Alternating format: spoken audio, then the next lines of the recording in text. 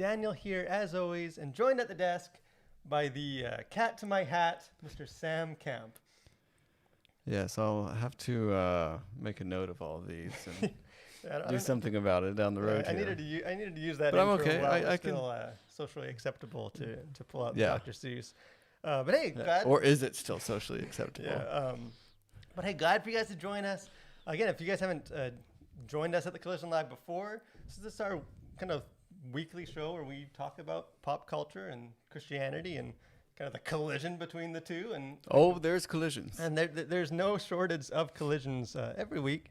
But again, if you guys are watching us, joining us live, please feel free to throw any comments in, any questions. Join us as we kind of discuss, walk through, kind of more conversationally some of these kind of hot topics, and just hey, what is kind of Christ? What do you have in the church? How should we contribute to these conversations and navigate and all of that? And one of the first thing we can kind of get into for this week is one of the kind of the big pop culture news stories is the Oscar nominations. Yeah. Hot off the press. Yeah, hot off the press. Was it yesterday? The nominations, I think it was 2 days night? ago. Yeah, I think it's probably Sunday. But again, we made fun of whatever the last award was, the Golden Globes we talked about. Yeah. It's since then we also had the Grammys. We kind of joked that there's nothing that Hollywood and that culture likes to do more than make art, as much as like just celebrate the fact that they made it. Every month there's some award show to celebrate how great they are. Nothing I like more than patting myself on the back for how great I am. Yeah, there's no shortage of that. But really, I think the Oscars, for most people, and just in the industry, are sort of the gold standard. Like they're, the Academy Award, those are the ones that, the most coveted prizes. There's the People's Choice Awards and Golden Globes and some of these things. But the Oscars are kind of like the big daddy, to win those awards are, for a lot of these actors and directors and creatives, it still has value, I think. Yeah, it still has. For now. Maybe we'll get into that. So again, the nominations happened. I'm not exactly sure. I forget when the actual awards are announced and the winners and all that. I think it's at the end of April. But again, part of the Oscars is this the talking about it. That's the hype, the buzz. It's the hype. Who's gonna get nominated? And once they're nominated, who is snubbed? Who was rewarded? Who's gonna win now of these? It's supposed to be at least this sort of a way to celebrate the best of film in the last year. Again, kind of slim pickings this year because there wasn't a lot of films. Not a lot to a lot to nominate. Yeah, so, and probably in a future episode we'll kind of get into more of like the actual films and maybe when the awards actually happen. And again, on our website, we're going to be having some content that kind of gets into some of the specifics. But I thought for the purposes of what we do on this show, kind of get into a different conversation. It's one that always seems, at least in the last 5 or 6 years, come up at this time. And this is sort of the whole conversation of diversity and representation, inclusion, all those words kind of represent different things, but are kind of bundled together. And again, it seems like every time nominations or some of these award shows, one of the primary conversations is sort of the diversity one, as far as how many women directors were represented, how many people of color, sort of all of that, kind of breaking down, is it diverse, is it not? And I thought it's something that we should get into. I know sometimes it's something that some people are just tired of. They're like, hey, let's just talk about film. This is about film. It's not just about society and culture. But I think, it is a big part of what these awards are about. So what do you, as we kind of get into this, and again, if you guys have thoughts on it, we'd love to hear from you too. But what sort of is the Christian, or as Christians, how should we approach this? How should we engage in it? Is it something that Christians should be involved in as societies, kind of having these conversations? Well, I mean, I think it's not necessarily our place to like determine what the rules of the Academy are. I mean, obviously there's the Academy to do that. That doesn't mean we can't have influence on it though, and I think it also doesn't mean that we shouldn't at least weigh in on some of these conversations. And I would think.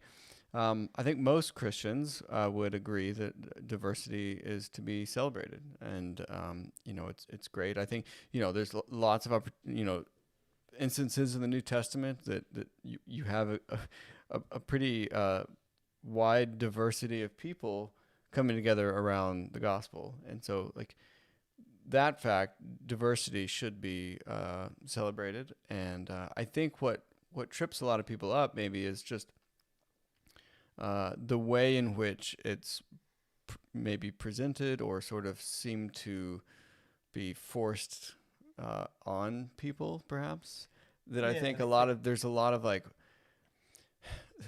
of like maybe Marxist undertones to some ways in which diversity is promoted that I think a lot of Christians sort of have a red flag about and say, oh no, that's equity of outcome, and we're against that because that's, you know, a hop, skip, and a jump away from Stalin, and so we can't have anything to do with it. Yeah, and even just kind of getting into the like, I know whenever like on our website and stuff, whenever we've kind of got into this topic, it's sort of treated as this one big lump kind of.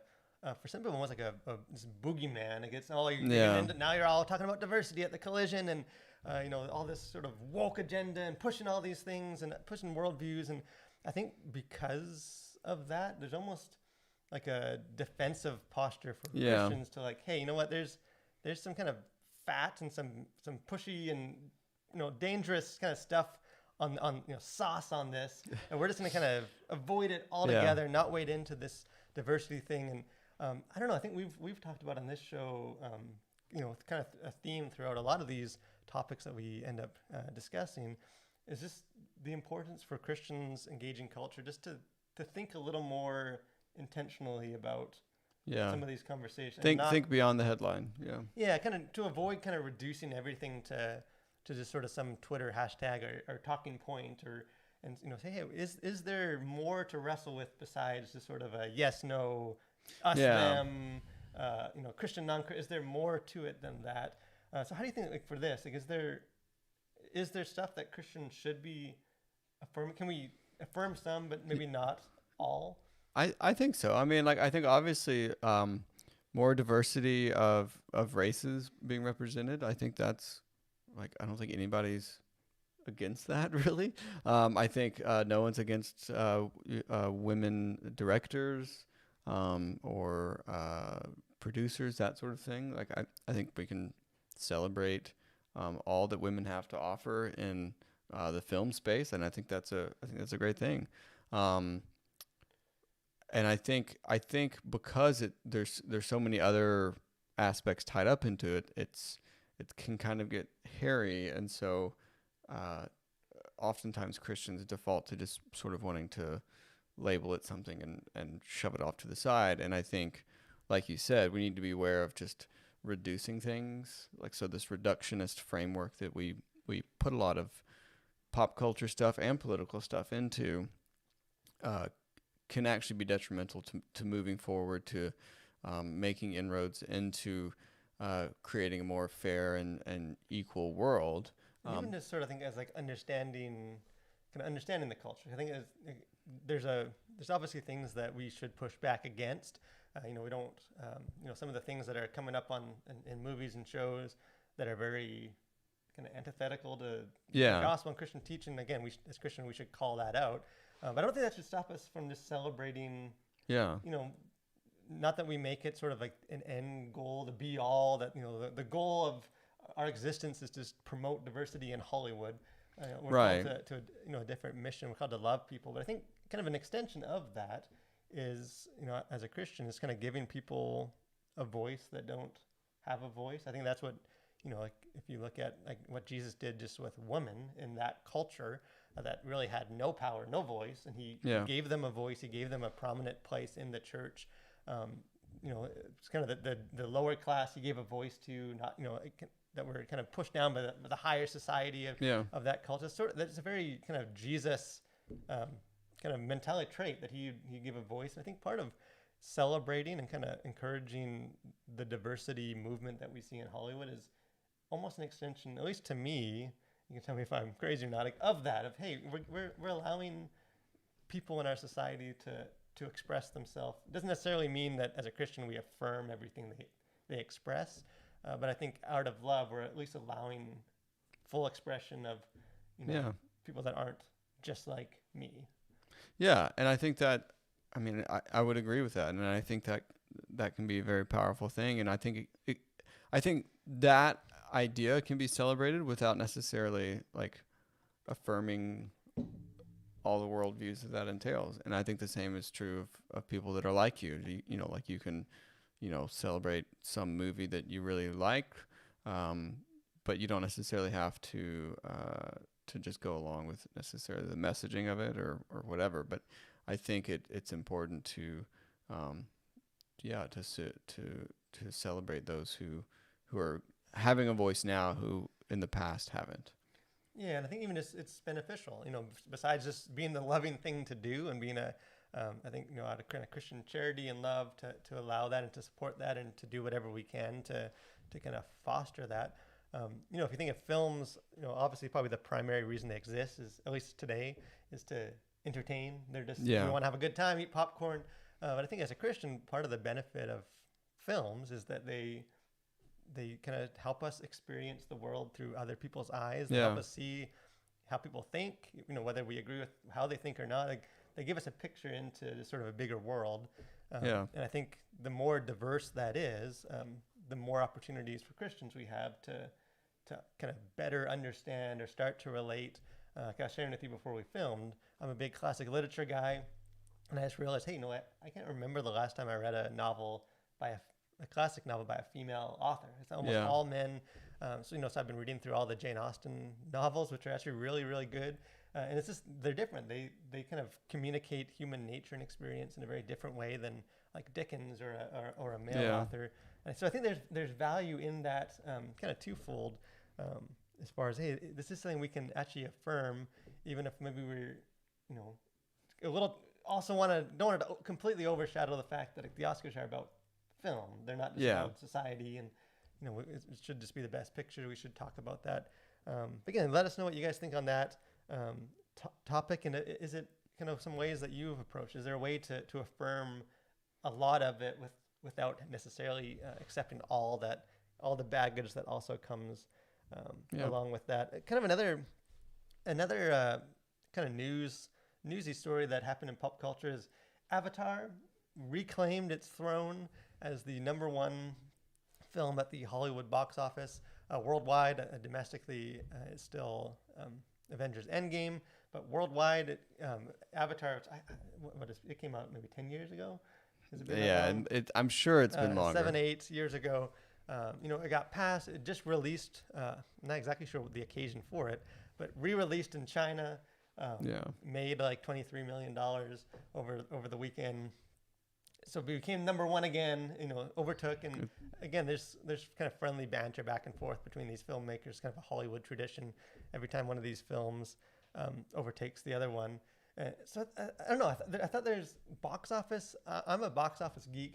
I'm always kind of Googling box office mojo and looking at some of these trends and what the top films and the highest PG-13 and the biggest opening. And I don't know. I get a kick out of that stuff. Yeah. Which I know a lot of people maybe don't care as deeply. But I think in general, we tend to make a big deal about box office. Like people, there was like a big campaigning for the Avengers to, let's go to the theater, let's help overtake Avatar. Yeah. And the irony is that both Avatar and Avengers are owned by Disney. So like Mickey Mouse is just, Scrooge McDuck or whatever, just cashing checks. They're happy with the competition. But kind of box office total becomes, in some ways, almost if we reduce the success of a film to how much money did it make, how much kind of worldwide and the success. And I think even just like the quality of a film, we tend to assume that, hey, if it made tons of money, then it's a great film. If it didn't, then if no one watched it, then it's probably not a good film. And you even see that with like the Oscars and stuff, where people always criticize those films. Like, it's all the films that nobody watches. One watched. Why don't we nominate some films that people actually care about, like Captain Marvel or Spider-Man: Homecoming? And sort of this idea that the money a kind of a work of art or a film makes is an indicator of value. What do you think of that in general? Because I think there is as Christians, some lessons or insights we can get from that. Well, yeah. I mean, again, I think this comes down to sort of a reductionist framework for, for films in particular. Like, what is their commercial success, and that therefore suggests that it's a successful film or a good film. But it really only just tells, I think, part of the story, and that's just sort of perhaps its broad appeal or the success of the marketing firm that was hired to promote the film. But it doesn't necessarily give you the full picture of the film, and is it worth watching because it's number one, in the box office. Like the Transformer films all made money. Yeah, those are big kind of huge piles of garbage. There's lots of films that made tons of money that like you should probably never watch. That are just not because they're whatever, but just because it's not worth your whatever hours you're going to sacrifice in viewing it. And so it's like, just because it made a ton of money and just because it was a entertaining spectacle, that may be all that it was, and it perhaps wasn't that great of a film. Yeah, because you can never. Again, we have some of the top, the current list of films on the screen, but some of the like the comparisons aren't even kind of valid. Like, you can't compare era. It's almost like basketball. Or, is MJ better than Jordan or better than LeBron? So, well, they're different players, different eras, and like their tickets cost way more. So movies today make a lot of money, but back in the day, like a movie like Jaws or Star Wars would be in theaters for like a year and a half with no competition because there was less. Yeah. Nowadays, it's like by week 2 they're losing half their theaters to the next big blockbuster. Like, so there's all these different kind of factors that go into whether a movie is how much money it made. Like all the current highest making movies are all recent, just because of ticket prices and more theaters and. But again, there's more to it. Like you said too. Like some of it's just the purpose of the film. Like like an entertaining superhero flick that's just like a popcorn film has rewatchability. It's a feel good. You go with all your friends. Like a serious drama that really pulls at your soul and like leaves you kind of depressed and rethinking emotionally things. exhausted. Like those aren't necessarily films where you're like going for my 5th viewing, like I'm gonna pick up any nuances, and I can't wait to see this scene again. They're just they weren't intended to be these like rewatch entertainment.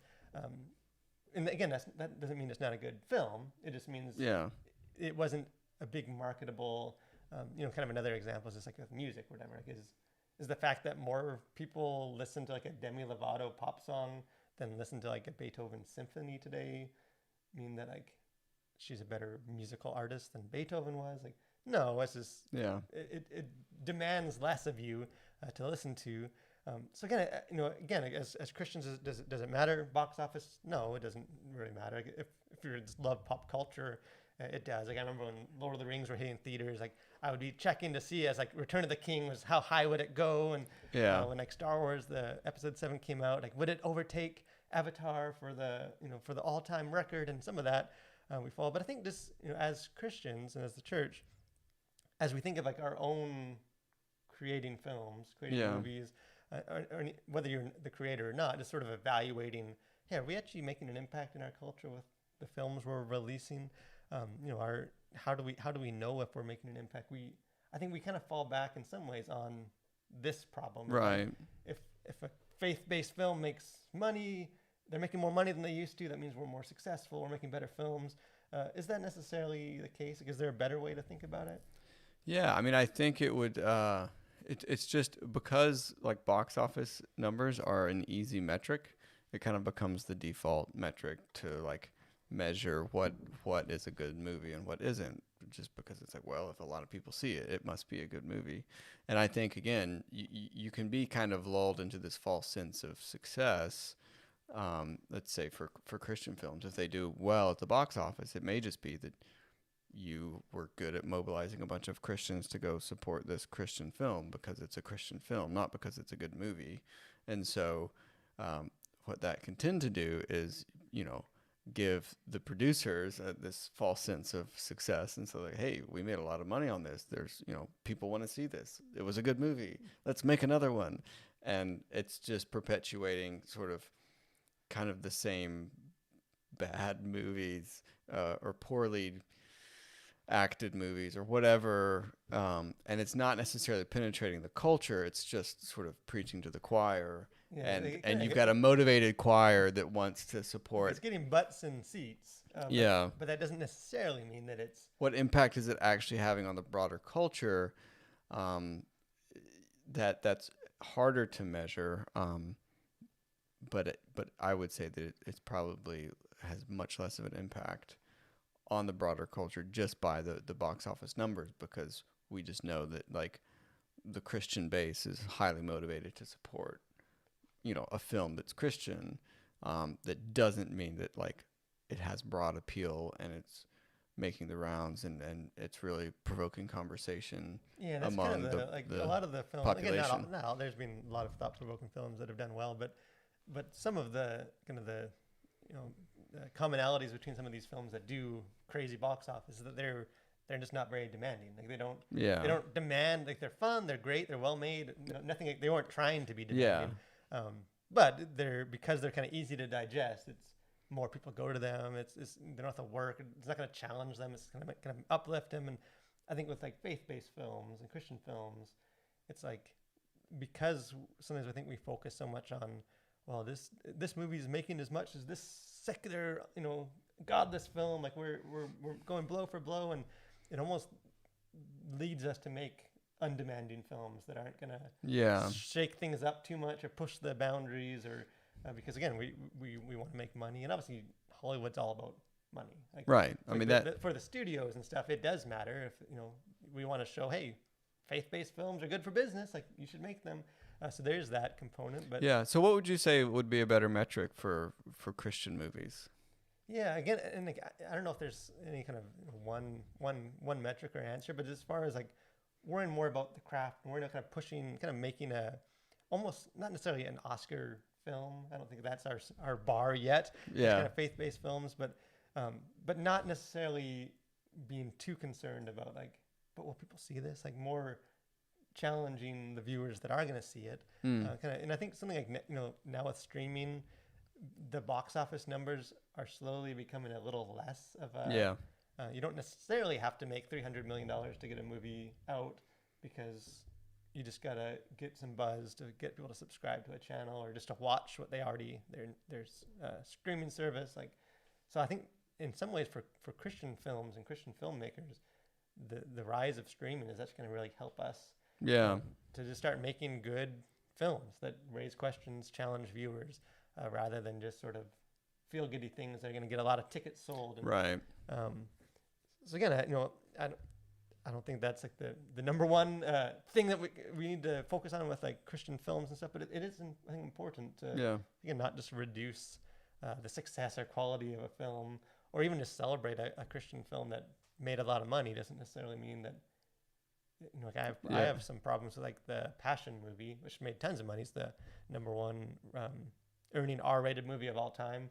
I don't necessarily think it's a helpful or a good Christian film, but it made money because of the way it was marketed. So again, I think as Christians, we need to think a little deeper about how we're doing this and sort of what the purpose is beyond just sort of popular appeal. Yeah. So I think the through line is don't be reductionist. Yeah, that tends to be the subtitle or the slogan of our show. So this week at the Collision, actually we got a ton of stuff going on at the Collision. Yeah. The main thing is we got a new website. Check it out. thecollision.org. Yeah, collision.org. If you guys are watching this on YouTube, maybe you're not as familiar with the written side of what we do at the Collision, but check it out. We're excited about the new website. We're still going to be adding things and tweaking things, but it's definitely a cleaner site. I got a lot of different content and resources and stuff. So check that out. It had 2 new articles dropped since I think last episode. Yeah. Encourage you to check out both those. The one is talking about, hey, as Christians in a world that seems so driven by hate, what's kind of the opportunity for Christians to show Christ's love to the world? I wouldn't think that's a controversial.